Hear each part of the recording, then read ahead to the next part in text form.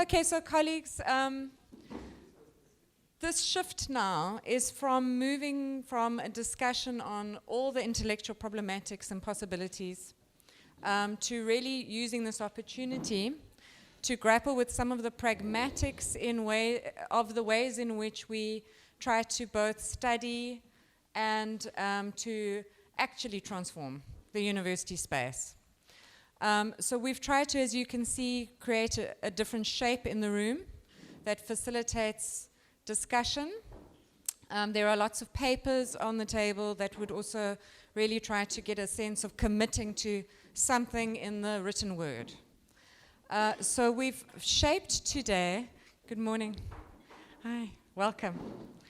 We've shaped today around partially taking and from being informed from the discussions of last week, so a little bit of reflections to begin with about the possibilities of critical university studies in the study of transformation of the university in Africa, and then also extending that to networks. There will be sort of reflections and discussions on that, and then we will move into a workshop style, moving up to lunch. So if we can begin perhaps with, do you want to add anything, Andre? No? If we can begin perhaps with the first part, which is the discussion of the university in Africa. And we're bringing in to begin that Sam Nzioki, who's going to start with a short discussion before we then extend it to our colleagues who were here last week. Thank you.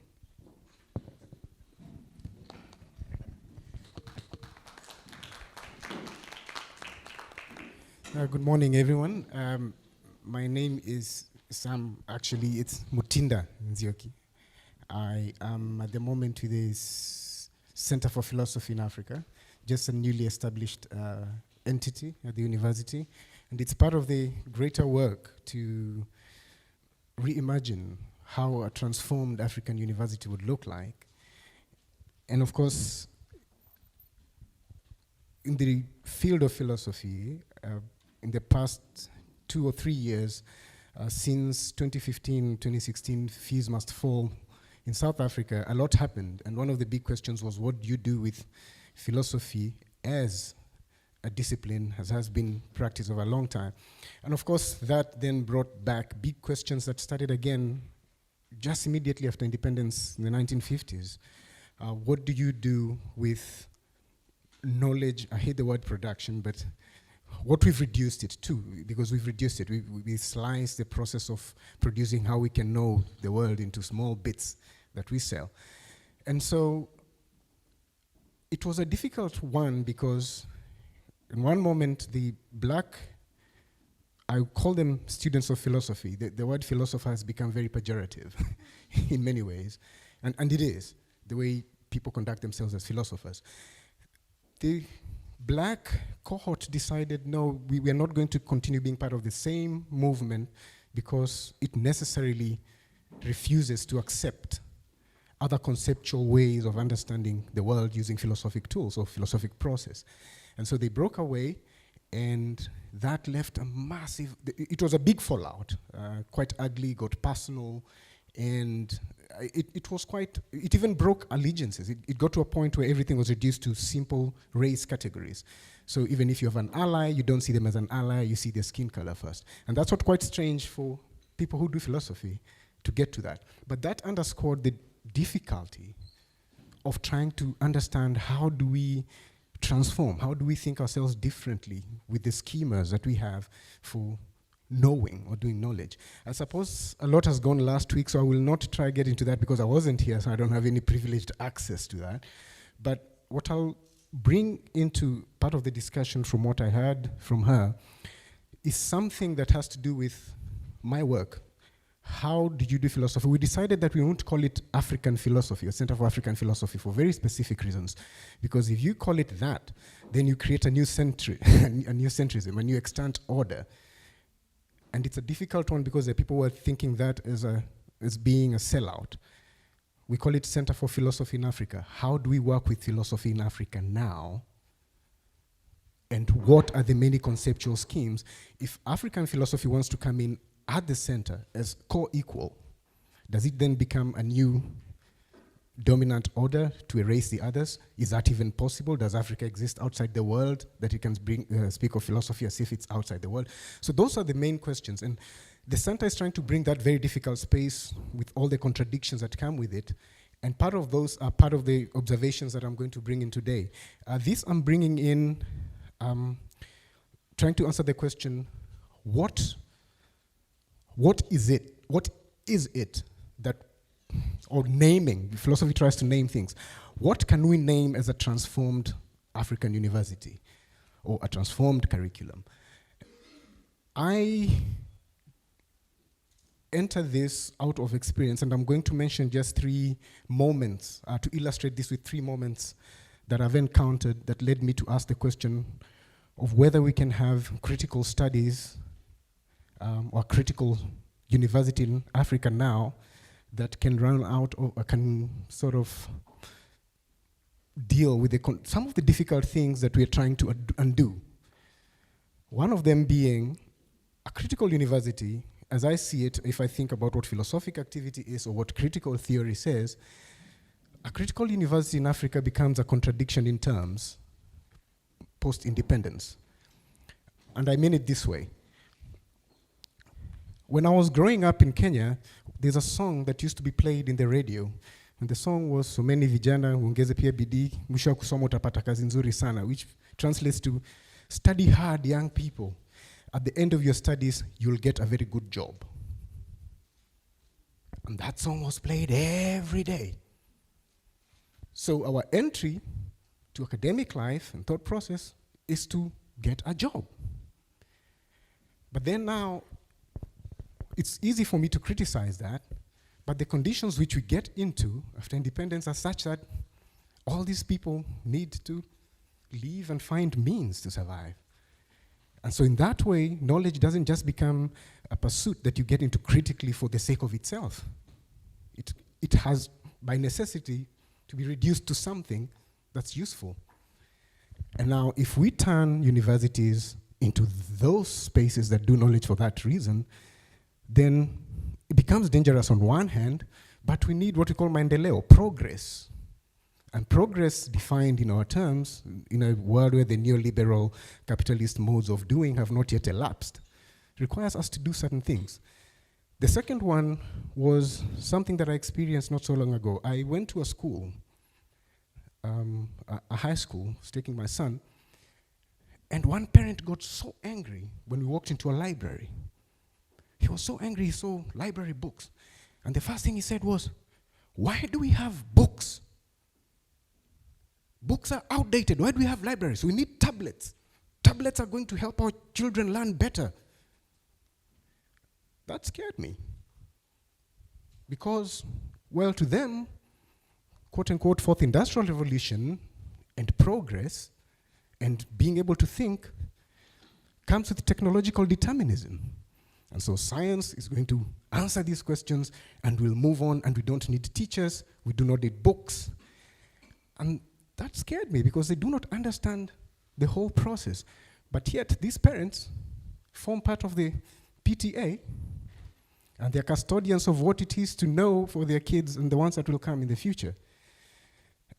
Then the last one was an instance that I had our students. I was outside one of our buildings, and 2 students were talking, and they were going on, and then one of them told the other, have you seen so-and-so? And of course, their language is, have you seen this cat? Then the other one says, no, the last I heard about him, he was doing agriculture. And then the one said, what? Why is he wasting his time with agriculture? Man, I want to be in the monies, man. I want to drive that BMW. And he pointed at him. I want to be in the BEE and to the monies. And what struck me was they don't even think about the basic things about who's going to feed this country at a time when the average age of the commercial farmer at the moment is being pegged at 65 years. All these examples to me, those are moments from when I was young up to now that make me really shudder at thinking about the idea of what do we do with the university now? And in my discipline, if I was to say I need to distance philosophic thought process, well, which has become sort of the father for most critical theory, from the very necessary things like making money, like that kid spoke about, becomes dangerous. We are seeing that happening.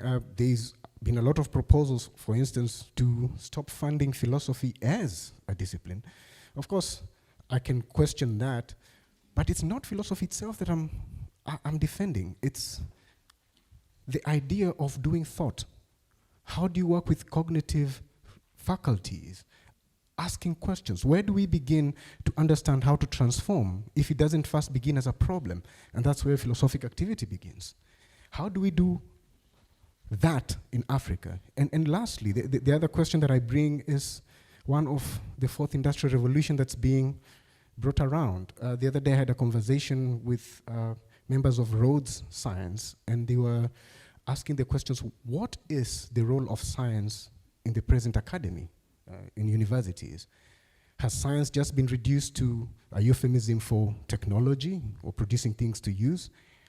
And of course, the debate went on until one person, a panelist said, what you do not realize is that if you do not still insist on having this very difficult transaction between having critical thought, the idea of trying to emancipate what we do with the world, how we think we know, what it is to know, from the very simple ideas of selling things, we are running into headwinds because he said, for instance, in South Africa, cannabis has been legalized for private use. Now, this person works as a water technologist for the municipality. He said, but what you do not know is me as someone who works with water, and our job is to try and clean the water as much as possible. Cannabis leaves a toxin after it's gone through the human system, a toxin that cannot be cleaned. Yet, we have our politicians who become custodians of our expression about freedom and how we coexist. And if they do not know that, and there's no critical engagement with such big decisions, then what kind of future do we leave people if we're giving them the idea of freedom that you can get whatever you want and negotiate it? So that contradiction, for me, still remains very valid. We cannot reduce our curriculum to something that is to be used, yet it's necessary for people whose lives have been disenfranchised for long. But we still need the academy to remain the place that asks those problematic questions that do not have immediate answers. Thank you. Thank you. Thank you very much, Sam. If we can, thank you so much. If we can turn now to the colleagues who are from other parts of the continent, to perhaps, from reflections of the last week, present a few sort of salient points that you feel are important for advancing this area. Winnie, can I pass on to you?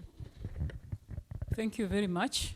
When I reflect on this area, I think one thing I would want, I want to first look at the context within which we operate within.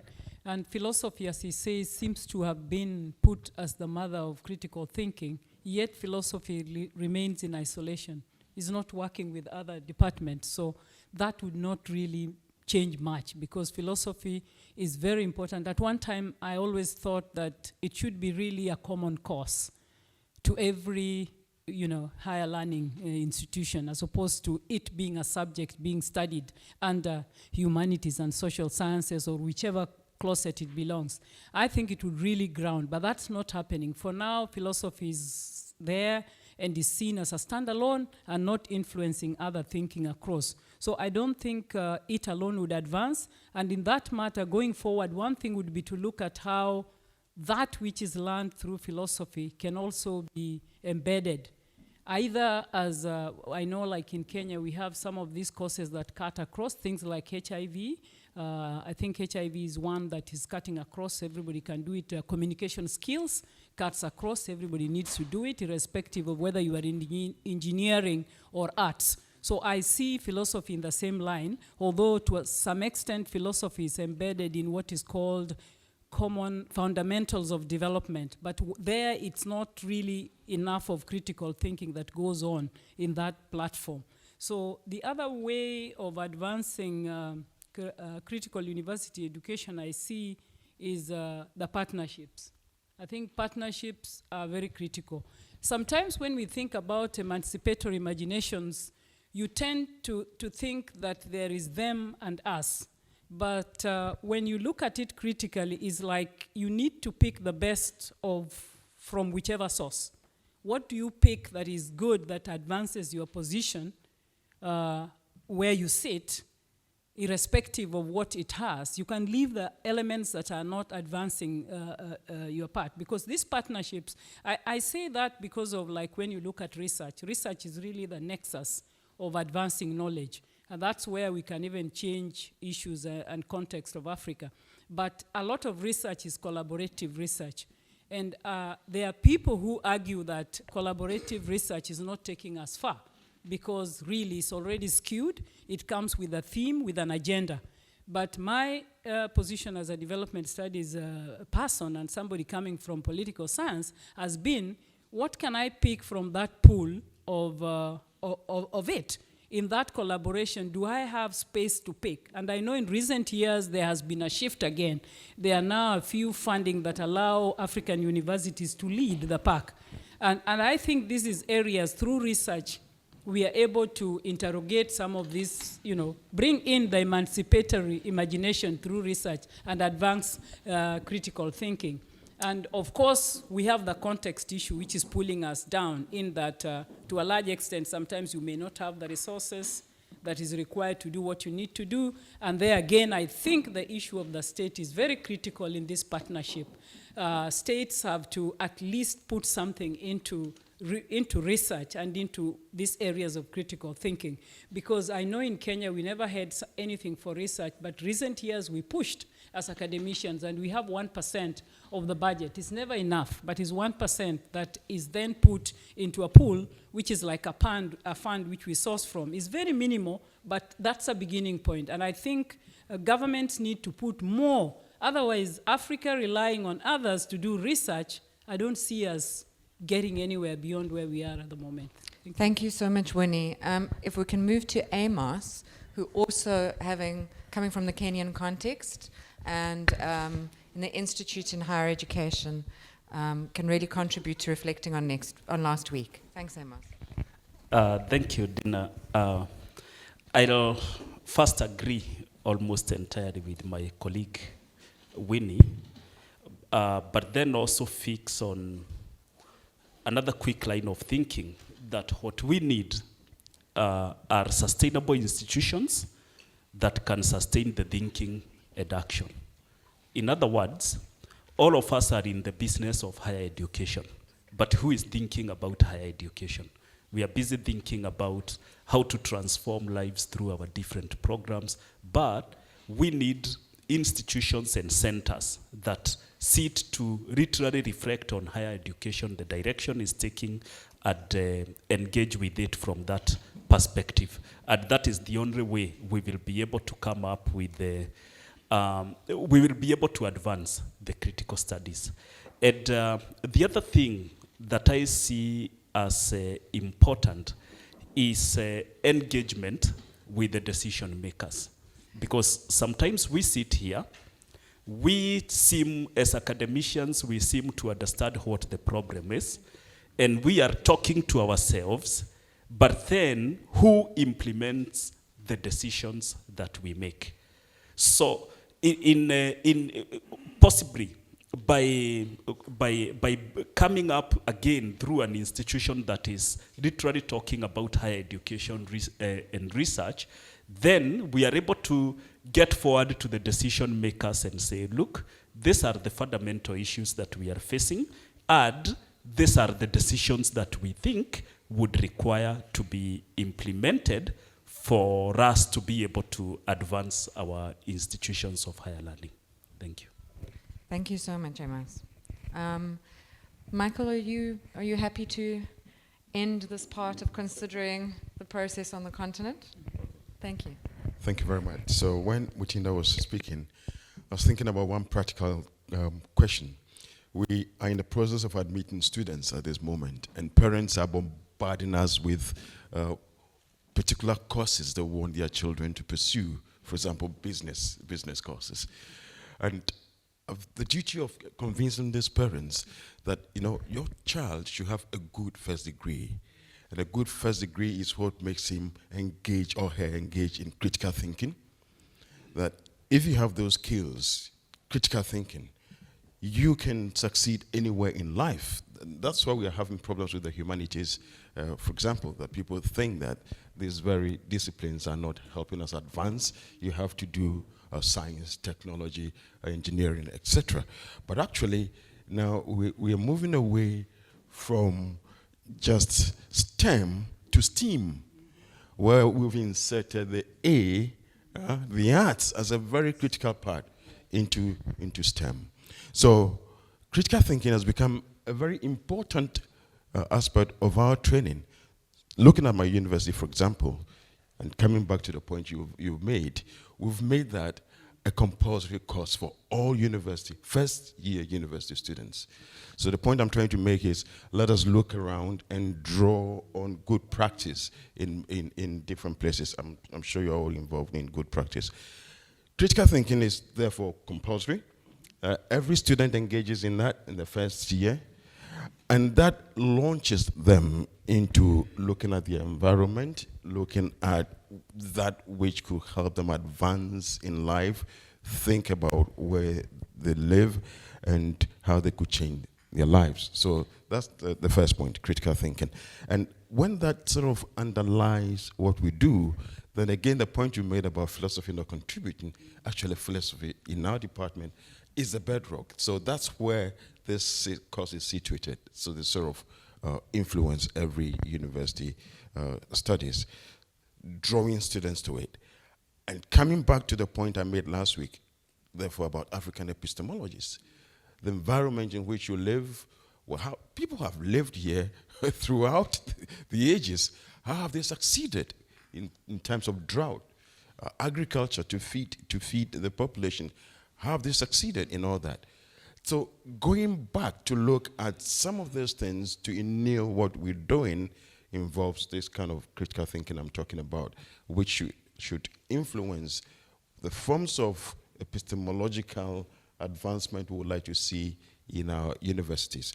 So critical among it will be to draw on the partnerships we are trying to create now, look at what is good practice everywhere, and how that could sort of be brought to bear on the general thinking in advancing African universities. Thank you. Have I made a good point? Now we'd like to thank you very much for your points, some of the concerns, and then some of the ways in which to advance it, with a strong sense of strategic thinking about what one can take and perhaps be aware of the concerns still.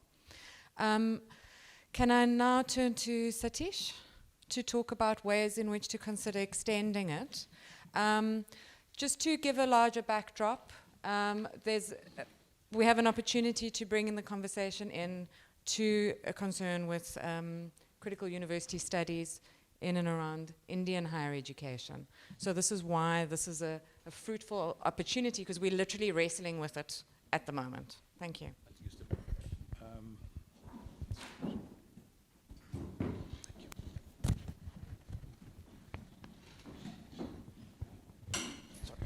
Sorry, just easy for me.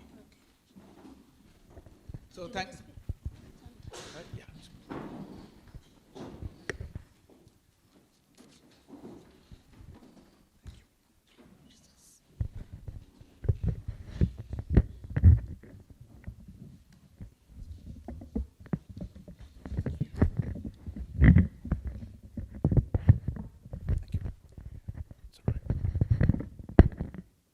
Thank you very much. Thanks to Andre and to Dina for giving that space to talk about India in particular. And having been here for a couple of days, I've realized that there's an opportunity for me to reflect in terms of what has been the sort of trajectory in the higher education sector in India, for which I've been involved for quite some time. So that's why I put on the suit, primarily because I said, coming in, to give the perspective why a critical university studies becomes important in the context of the global South and in the context of places like India. Starting with India, particularly when we start thinking in terms of how the higher education sector emerged in India, we try to understand that the advent of colonialism, the advent of East India Company, and what happened thereafter is quite important to put that in context, particularly. So I start by focusing on this concept and taking the cue from Sue when she talked about her own broken vessel. I provide an alternative to the broken vessel that is about Wabi-Sabi of Imperfections. And the concept is that in the continent, in the colonies, things were imperfect. So education came in primarily to perfect those imperfections in the community, in the society. So again, in terms of the whole idea that, perfections will be able to deliver for the colonies, will be able to deliver for the masters in those areas. So in a way, the modest Asians, the modest Indians were told that they were imperfect and they needed to be educated predominantly to move forward. And here's a classic example from 1835 from Macaulay. And Macaulay's statement, I'm just going to read, not the details of it, but enough for you to see. Macaulay says that I've traveled across the length and breadth of India. I've not seen one person who's a beggar, who's a thief. Such wealth I've seen in this country, such high moral values, people of such caliber, that I do not think we would ever conquer this country unless we break the very backbone of this nation, which is her spiritual and cultural heritage. Okay? And therefore, I propose that we replace our old and ancient, I want to underscore, old and ancient education system, her culture. For if the Indians think that all that is foreign and English is good and greater than their own, they will lose their self-esteem, their native culture, and they'll become what we want them to be, a truly dominated nation. So that is the document to start with. So here's what Macaulay said, and that's the start of the higher education and the education policy. Our aim is to form a class of persons, Indian in blood and color, in opinions and morals and in intellect. 1835. So fast forward from there, the superiority of the Englishness, and I'm not going to go into details of it. Again, it sort of puts in the perspective of why this change took place. The imperfections have to be dealt with. So the superiority of the Englishness moves through the general principles, and they are looking at all the aspects. So when we pass from works of imagination to works in which facts are recorded and general principles investigated, the superiority of the Europeans become absolutely immeasurable. Okay? That's where the imaginations have shifted. The whole landscape of imaginations in the Indian subcontinent shifted. Give you some vital statistics. I call them vital statistics because it gives you in perspective where we stand, what was the movement. Nalanda University, as Sue mentioned in her talk, I just wanted to see 427, 1197, and then you see the first movement of the educational system, the transformation in the landscape, 1847, 1857, all the way down 1906. And you can see systematically building up the whole infrastructure of the higher education sector. Most of the time, if you look at it, things which are still in perspective, Jadavpur University, that Nandita comes from, starts in 1906 as Bengal Technical Institute. And then you come round to 1909 to Institute of Bangalore, Indian Institute of Science in Bangalore. 1916, when Ireland was going through its own revolutions, you see the transformation starts taking place. The Banaras Hindu University, Patna University, Aligarh University, all the way down. And then 1955, 1961. And then you have the Indian Institute of Management, Lucknow, and the most recent is Shillong. So 61, the shift takes place post-1947. So vital statistics 2, again you see where Jawaharlal Nehru University, that's my own alma mater, comes in, 1969. And you can see all the way through the transitions that have taken place. So in a way, when we look at the management and the changes that post-2000, the landscapes have changed quite significantly. And you find, again, the whole idea of building new IIMs, new IITs, et cetera, about 49 central universities. So university as a public good, okay, has become the space for social and political experimentation. That is the reality. There is issues relating to the elites versus the mass, national versus transnational.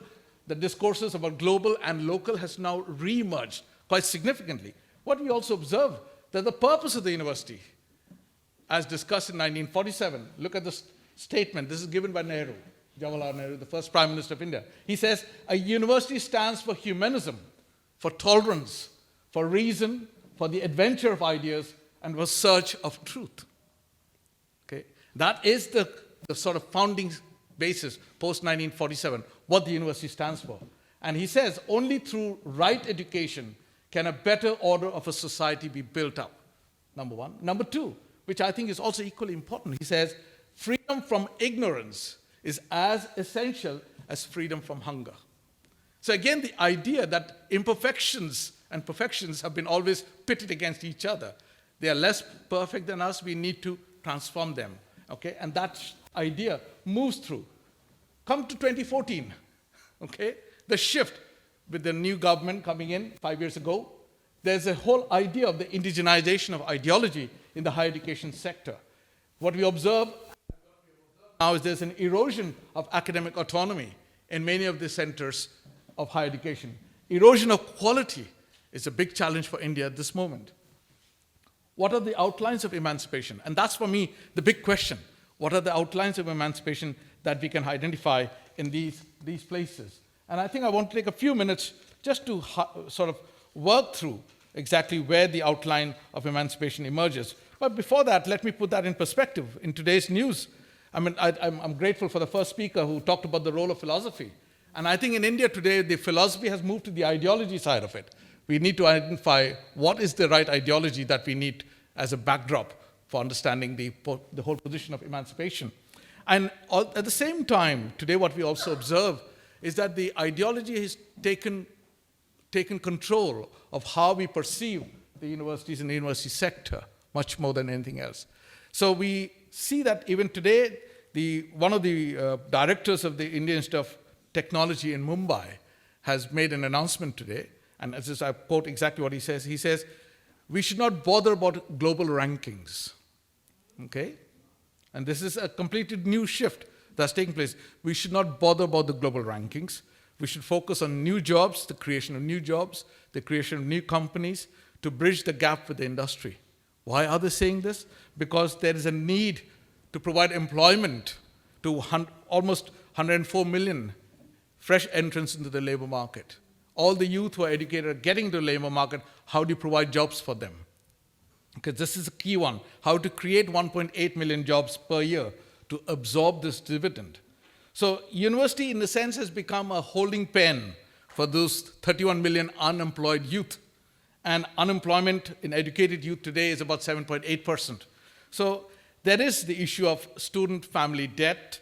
There is also, and as I said, where are the outlines of the emancipatory imaginings for a post-Congress, post-Nehru India? And what are the possibilities?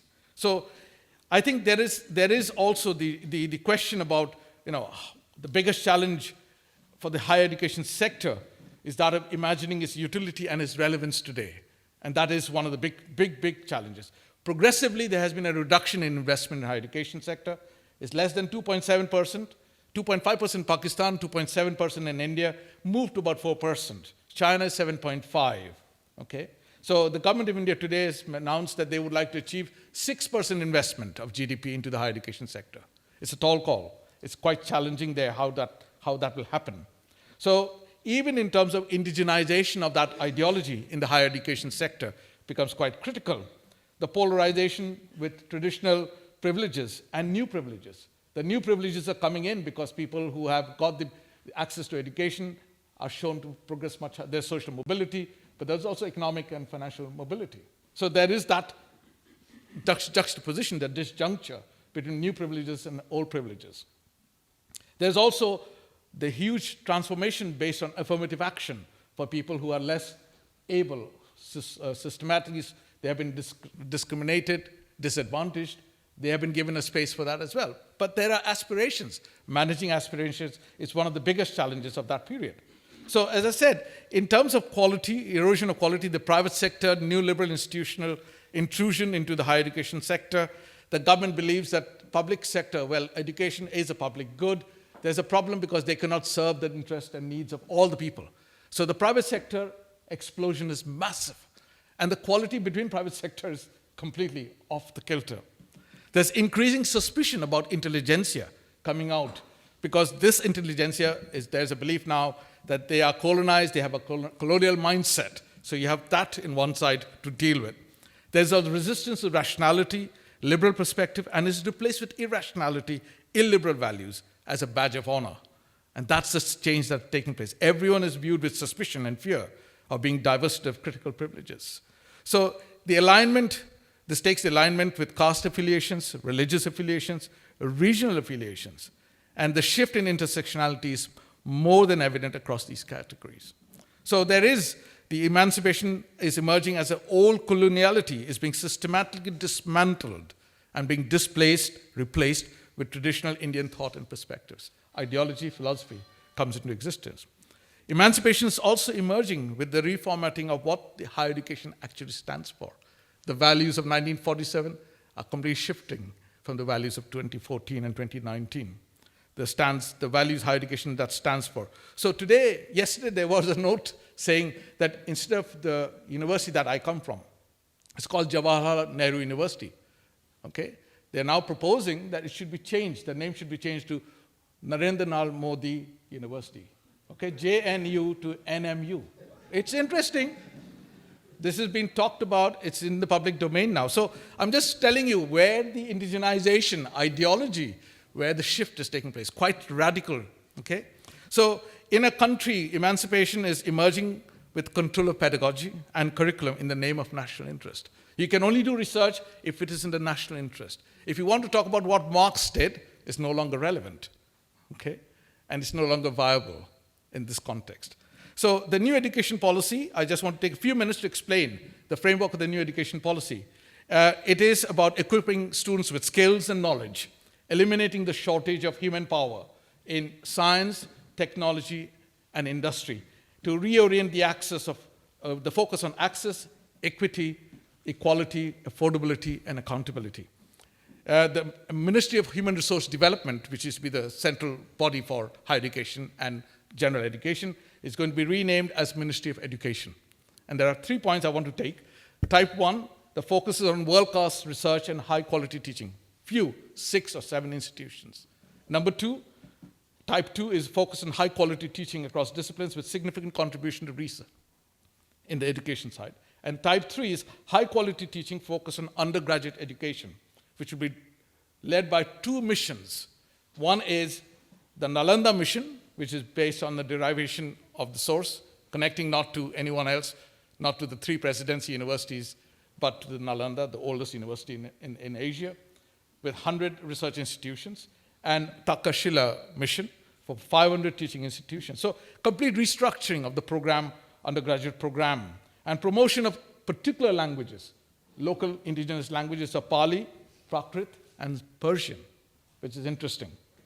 And finally, removing regional gaps in education. So in a way, all of these ideas are being bandied about with very little investment going into the higher education sector. So going beyond a dogmatic Marxism, neoliberalism is the rise and the resurgence of tradition and nationalism. There's an entanglement of tradition and nationalism we see here.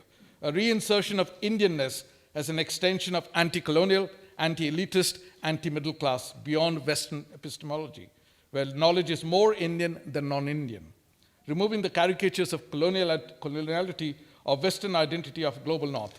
That's the sort of focus. So across the ruins of globalization and beyond the limits imposed by periods of colonialism, anti-colonialism, today the imaginaries of New India have changed.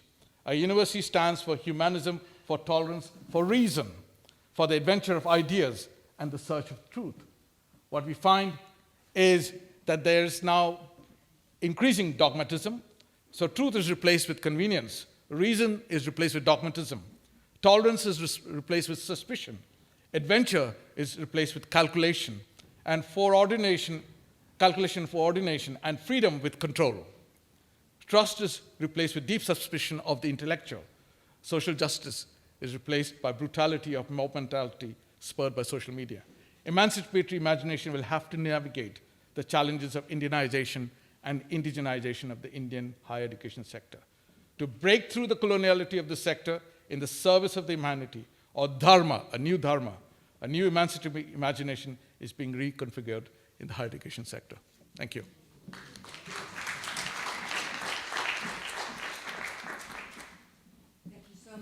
Thank you, Satish. That was lovely. Nandita, would you like to bring to bear, since we've been wrestling with this? Huh? Thank you. Thank you. Good morning, everybody. Thank you, Satish, for laying the larger context to which I'm not actually going. But to continue, I want to start with a survey on higher education in India, a survey report in 2015-16.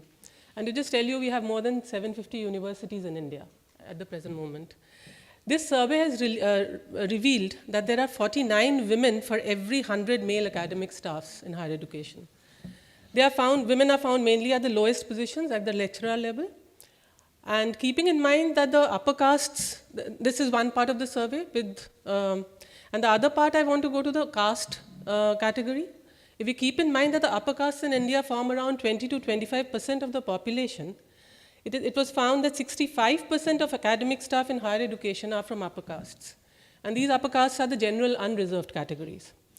This data is important given that the Indian state has implemented affirmative policies for lower caste, as Satish was mentioning, from the 1990s.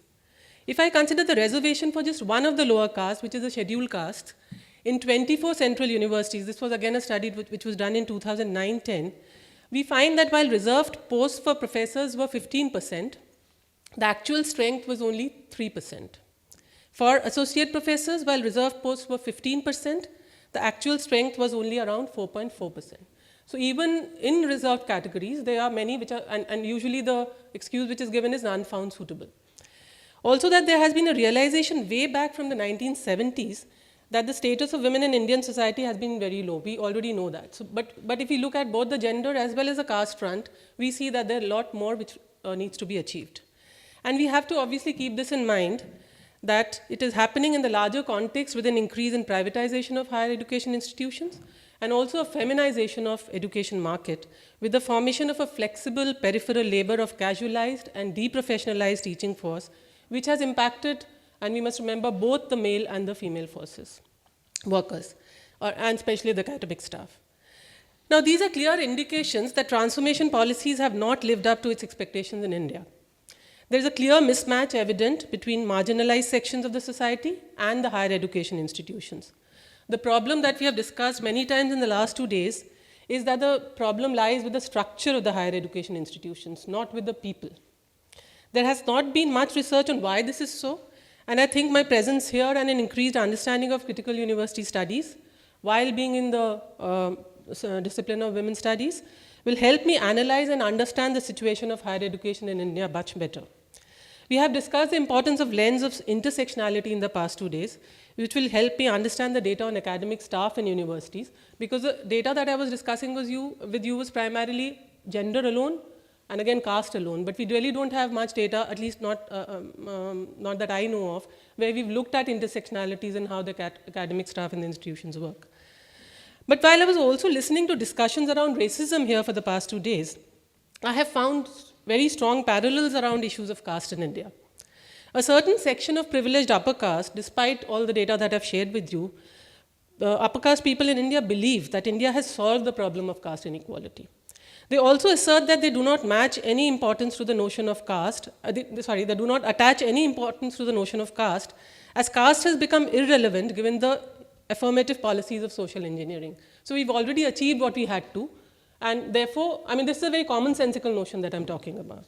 So the discourse of unmarked, so-called casteless universal citizen in the abode of normal, naturalized power, because of the advantage they've had in converting the traditional caste capital into property, higher educational credentials, and strongholds in lucrative professions, is very strongly seen. This is in contrast to the disprivileged lower castes who have no option but to politically intensify and display their caste identities. The same is true for the case for gender equality. There are a lot of discussions on the fact that we've already reached a post-feminist age, and feminists have been again and again targeted as male haters, as the ones who break marriages, and ones who do not understand their own culture as they follow Western theories and practices. This is despite the fact that marriage as a patriarchal institution, which is known to be producing as well as reproducing caste order in the Indian society. And marriage is the institution, especially the heterosexual institution of marriage is the institution which has the social and legal legitimacy to reinforce heteronormativity and does not allow alternative modes of intimacy as well as living practices. Feminist theory and practices has faced its own challenges. So there has been the fragmentation of the universal category of women, about which I think I have spoken in the last 1 or 2 times, around the 1980s and 90s. When it has become almost impossible to speak of women without reference to their caste, class, religion, sexuality, and disability. With the notion of universal womanhood gradually being destabilized, the term intersectionality has gained prominence in feminist discourse. There have been internal challenges for the women's movement when Dalit, Muslim women's organizations, queer groups throw up several crucial theoretical and political questions for feminism, for neglecting their experiences and for universalizing the Hindu upper caste, middle class women as a normative subject of feminism. We've also discussed the importance of engaging with the voice of those in the margins, reading the gaps and silences in the discourse of intersectionality as well in the past few days. Here I'm reminded of the work of feminist scholar Sharmila Rege, who had given importance to a shift of focus from just naming difference or a different voice to social relations that convert difference into oppression. I think this was a point which I was constantly being reminded of. If we now come to the academic spaces in the universities, it is necessary to demonstrate how formal and informal, or to understand for us as well, as to how formal and informal networks of, say, caste, for example, operate on university campuses to reproduce the social order of caste inequalities. The same will be true for gender, and more than gender, maybe for religion and other markers of difference. We know that university is a heterogeneous and diverse institution with multiple centers and margins. We've heard of how the CUS, the Critical University Studies here in Nelson Mandela University, came into being with the necessity of university executives to hear voices from the margins. For me, this is a very important point, and I can relate to it primarily from the women's studies centers in university spaces in India as well. It has made me think about what such margins would be like. Who constitutes these margins, and who has the potential to represent these margins? Whose voices in the margins do the university executives choose to hear? How do the university hierarchies play in this case? Given that university is a patriarchal, masculinist, and elitist institution, I was wondering what are the values that are necessary even for the voices of the margins to be heard. Won't the margins have to respond keeping in mind the dominant values of the institution? And by the dominant values, I mean being competitive, endorsing hierarchies, being ambitious, aiming for career progression, which implies private gains in terms of individual accolades, awards, career advancement, having national and international collaborations, etc. All these attitudes or practices are necessary for achieving success in academic spaces, even if one has to be subjected to anxiety or mental ill effects. In the scheme of institutional logics, gendered understandings and beliefs reinforce dominant understandings through entrenched enclaves of power, privilege, dominance, and authority by celebrating certain attitudes, the ones which I just described above, and by otherizing certain others. These are institutional processes that uphold the legitimacy and assume neutrality of these gendered hierarchical and power arrangements. And those who cannot fit into these molds of hegemonic authority and prestige are the ones who are shown to be at fault. What happens to those whose embodiments and social locations make them incapable to endorse these dominant values? Will they get a room of their own in this university? I pose these questions because of my experience in women's studies, which has had the transformative vision from its inception. Feminism has been an important philosophy to propose and forward social change in individual, institutional, and theoretical spaces. It was in this spirit that academic feminism, as women's study centers are usually called, was introduced in university spaces in India around the 1980s and 90s. There is no doubt that there has been an enormous scholarship and multiple interventions made under the umbrella of women's studies, leading to enormous growth in knowledge production in diverse interdisciplinary dimensions. Now, women and gender seem everywhere. They have been extensively used in policies and strategies for development as well as in educational policies and reports. There are laws in place to stop all kinds of violence against women. But the responsibility of institutionalizing women's studies centers has also threatened to make goals of institutionalism as ends in themselves. According to some, this institutionalization was a crisis, as it enables feminism in the academy to both claim and inhabit institutional power. This might have led to abandonment of real issues and instead given to a rise in political corruption and feminism's academic domestication. Thus, women's studies became more academic than feminist. It seems to have become more academic than feminist. I don't know whether there are such clear binaries, but kind of trying to look at it through a continuum. In terms of being more bureaucratic, hierarchical, and careerist. The politics of academic feminism seems to have been subverted by mainstream academic structures. Women's studies centers seem to have internalized the ingredients of mainstream academia in terms of the mode of, say, for example, publish or perish, fighting scholastic battles for promotion, recognition and competing for international funding for research. I think the things which we can't do without these days. Was this the transformative vision of academic feminism that we had aimed to achieve in the first place, I wonder. Hence the importance of sustainable development goals for me. We discussed this. I think with HEIs being drivers of SDGs in the larger rhetoric of world-class universities, we can go back to these issues in the context of the important goals of gender equality and institutions of peace and justice, especially given that women's study centers are really facing shortage of funding. We haven't received funds from 2016 onwards. So I think this is, women's studies has always been fighting for funds with the university, with the UGC, and now I think we've come to a situation where we know that we'll have to again go back to the 1980s, 90s where we had started this whole battle. I think it is extremely important to have regional, national, and international collaborations for this work. Thank you so much.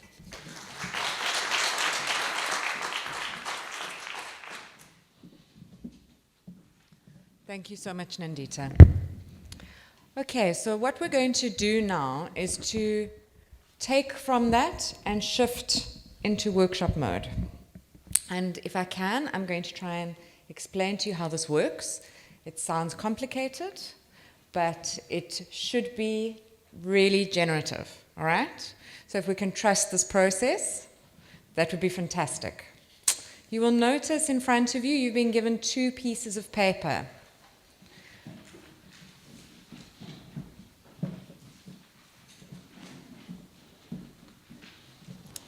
At the top, in capital letters, we've written the pragmatics. So please, if we can shift now into operationalizing, thinking of how we're going to operationalize some of the concerns that are most dear to us in terms of opening our interpretive frameworks and bringing them to bear to the discussion, all right? So we've got on the one piece of paper, the pragmatics of advancing African critical university studies. And on the other sheet of paper, the pragmatics of building critical university studies networks and solidarities across continents. And this morning we've had a sense of how so much of this is not just an African problem, which is why, of course, there are many people in this room, right? I'd like to read now, in thinking of how you will fill these in. All right, well, let me perhaps explain how we'd fill them in. So we've begun with the beginning a prompt. And the beginning says one way in which to advance either African critical university studies or on the other side, the networks and solidarities. One way to advance them would be 2.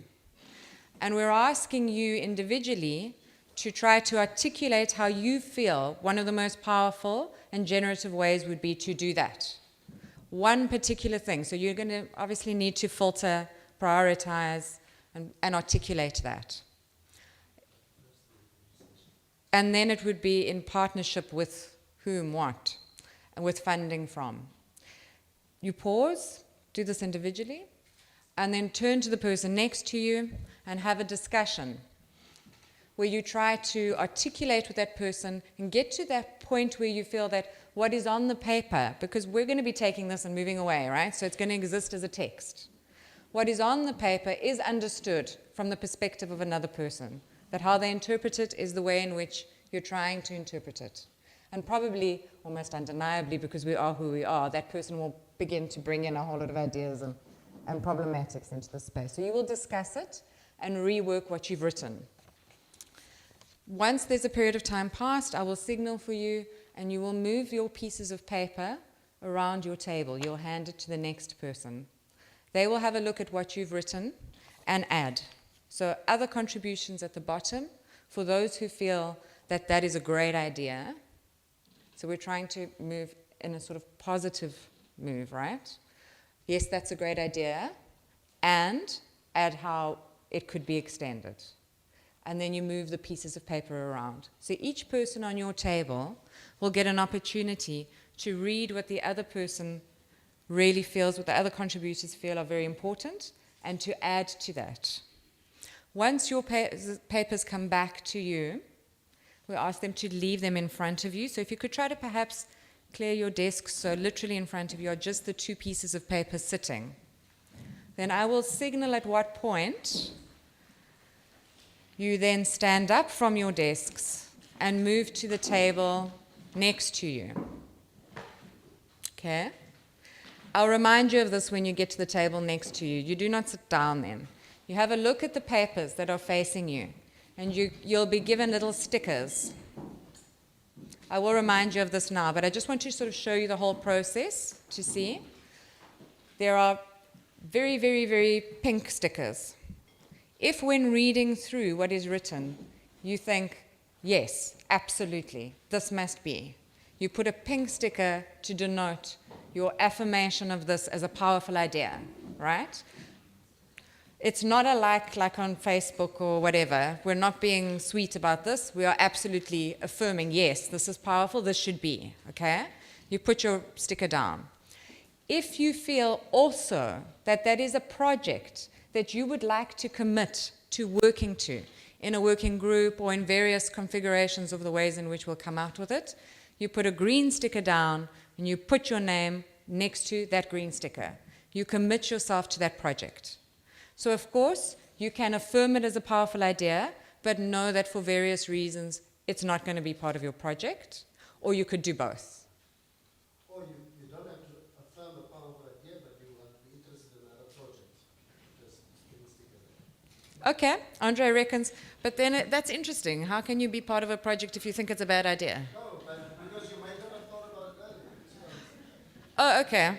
All right. Okay, cool. So Andre reckons you can, even if you haven't put a pink sticker, you can still commit to being part of that project. Okay. Which is wonderful, Andre. It sounds like you have committed to some project that you're not so sure about. Explain how that would work. You see, people almost go around. Yes. And then they will have to make a choice as to a powerful idea Yeah. and something that they would like to work on. Yes. Two separate things. They may be the same thing, but they can be two different things. Yes, absolutely. Somebody may think of a powerful idea, but think I don't have the experience. Around that idea, but I have experience in another Around the idea. space. Okay, I got you. All right. So that might also be about experience and capacity and where you're already working, right? Can I, before we begin this process, I would like to just read the abstracts that framed the thinking of why these two areas. So in terms of advancing African critical university studies, the aim of this process that we're engaging with is to explore a flexible configuration of a critical university studies program, specifically in and of Africa, that is capable of thinking plural forms of emancipable higher education imaginations and futures.